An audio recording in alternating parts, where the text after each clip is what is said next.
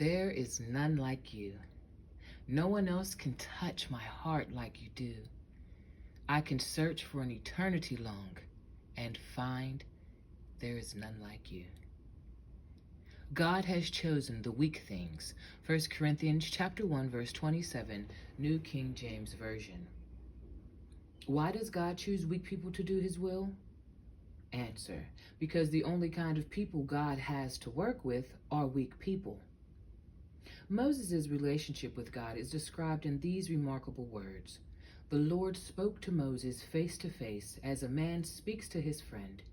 Exodus chapter 33, verse 11, New King James Version. So was Moses perfect? Far from it. He spent the first 40 years of his life as a prince in Pharaoh's palace, and the next 40 years as a shepherd living in the wilderness. The Bible speaks about the strains in his marriage and his times of stress and despair. In the Ten Commandments movie, Moses is played by actor Charlton Heston, who was tall, handsome, and articulate. But Moses was actually a weak, bashful stammerer who couldn't put two words together without verbally tripping over himself, much less speak in the courts of the most feared dictator on earth. The Bible refers to the Israelites as a congregation, which made Moses a pastor, and no pastor had more trouble with a congregation than he did. You say, why bring up Moses' shortcomings?